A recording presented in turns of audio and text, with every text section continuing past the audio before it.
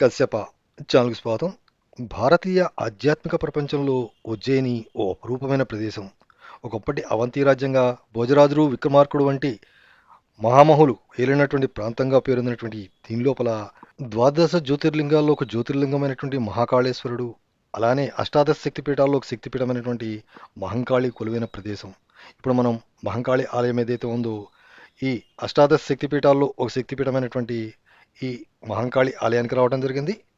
ఇక్కడ అమ్మవారి యొక్క మోచేయబడింది అని చెప్పి ఇక్కడ ఉన్నటువంటి కథనం వల్ల తెలుస్తుంది. ఇక్కడ బయట మనకు దీపపు సెమ్మలు చాలా అద్భుతంగా కనబడుతున్నాయి. చూడండి, అమ్మవారి వాహనమైనటువంటి సింహము. ఒకసారి లోపలికి వెళ్ళి అమ్మవారిని దర్శనం చేసుకుందాం. నిజంగా ఈ ఆలయం చాలా అత్యద్భుతంగా ఉంటుంది. మొత్తం సింధూర వర్ణంలో కనవచ్చేటువంటి అమ్మవారు చాలా అద్భుతంగా అనిపిస్తుంది. ఒకసారి దగ్గర నుంచి చూసే ప్రయత్నం చేద్దాం. కనబడుతుంది కదా, అష్టాదశ శక్తిపీఠాల్లో శక్తిపీఠమైనటువంటి ఉజ్జయిని మహంకాళి అమ్మవారు ఈ అమ్మవారు. అయితే ఈ అమ్మవారిని చూసి దండం పెట్టుకొని మరలా తిరిగి వచ్చే క్రమం లోపల అక్కడ ఉన్నటువంటి వారు ఒకరు చెప్పారు, అమ్మవారికి అటువైపు ఇటువైపు ఈ రెండు మూర్తులు ఉన్నాయి చూసారా అని. మేము అంతగా గమనించకపోవడంతో మరలా వెనక్కి వచ్చి వాటిని చూసే ప్రయత్నం చేశాం. కనబడుతుంది కదా, అమ్మవారికి మనం ఎదురుగా నిలిచినప్పుడు ఎడం వైపున లక్ష్మీమాత విగ్రహాన్ని మనం ఇక్కడ చూడవచ్చు. అట్లానే ఇటువైపు వచ్చినప్పుడు కుడివైపున సరస్వతి మాత విగ్రహాన్ని కూడా మనం చూడవచ్చు. ఇప్పుడు లెఫ్ట్ సైడ్లో కనబడుతుంది కదా, ఇక్కడ అమ్మవారి పక్కన.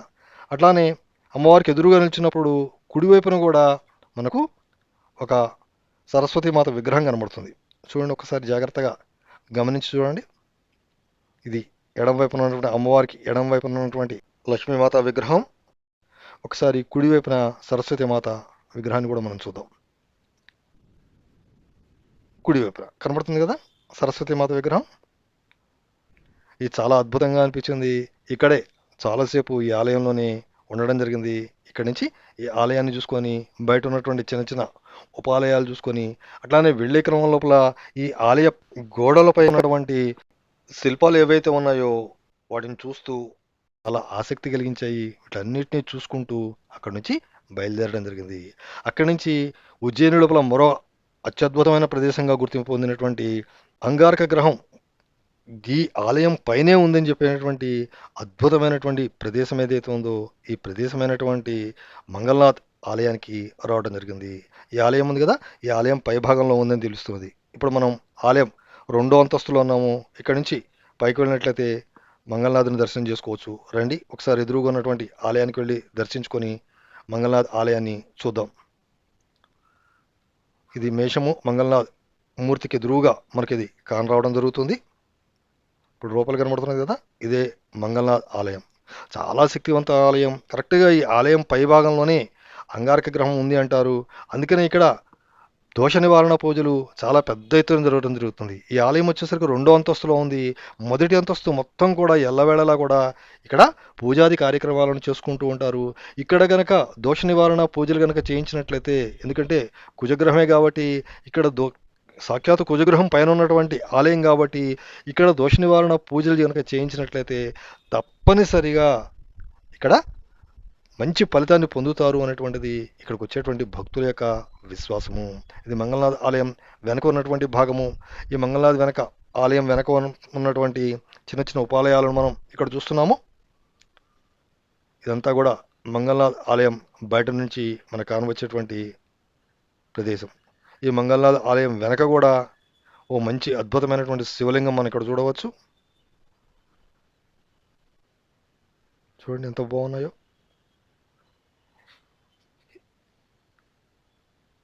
ఇక్కడ ప్రతినిత్యము కూడా వేలాది మంది భక్తులు వచ్చి ఇక్కడ పూజలు చేయించుకోవటము అనేటువంటిది జరుగుతుంది అని చెప్పి ఇక్కడ ఉన్నవారి యొక్క మాటల వల్ల తెలిసింది. ఇది పృథ్వీమాత ఆలయం.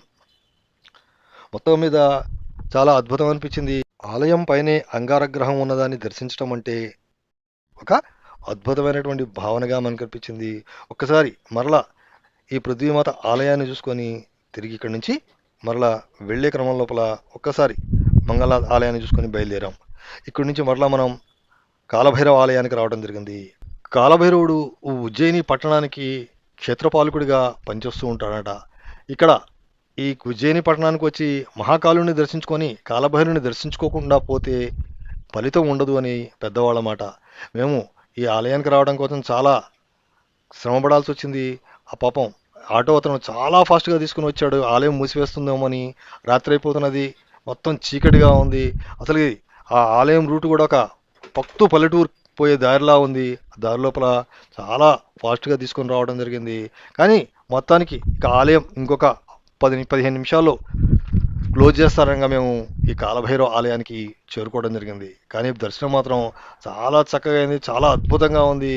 ఇంకా విచిత్రం ఏంటంటే ఈ కాలభైరవ విగ్రహం వచ్చేసరికి చాలాసార్లు చూసిందే కానీ ఇది ఉజ్జయిని కాలభైరుడు అనేటువంటి విషయం మాకు తెలియదు. చూడండి, మీకు కూడా చాలామంది ఈ విగ్రహాన్ని చూస్తుంటారు, ఈ కాలభైరవుడి విగ్రహాన్ని. కానీ ఇది ఉజ్జయినిలో ఉంది అన్న సంగతి తెలియదు. కానీ చాలా బాగుంది, చాలా అద్భుతం అనిపించింది. అంత కష్టపడి వచ్చినందుకు ఆ కాలభైరవుడే మాకు కటాక్షించినట్లు అనిపించింది. ఇక్కడ ప్రత్యేకత ఏంటంటే మద్యాన్ని నైవేద్యంగా చేయడం జరుగుతుంది. అంటే మనం మద్యం బాటిల్ తీసుకెళ్ళి ఇస్తే స్వామివారికి సొగం పోసి మిగిలిన సొగం మనకు ప్రసాదంగా ఇవ్వడం జరుగుతుంది. ఆ పోసిన సొగం మద్యం ఏమైపోయిందో ఎవ్వరికీ కూడా తెలియకపోవడం అనేటువంటిది ఇక్కడ విశేషంగా చెప్పవచ్చు. బయట ఉన్నటువంటి దీపస్తంభాలకు ఇంకా దీపాలు వెలుగుతూనే ఉన్నాయి. అక్కడి నుంచి బయటకు వచ్చి దూరంగా కనబడుతున్నటువంటి ఆ కాలభైరవుడికి మరొక్కసారి నమస్కరించుకొని మా ప్రయాణం కొనసాగింది. చూశారు కదా మా వీడియో. నచ్చితే లైక్ చేయండి, షేర్ చేయండి, సబ్స్క్రైబ్ చేసుకోండి. Thank you.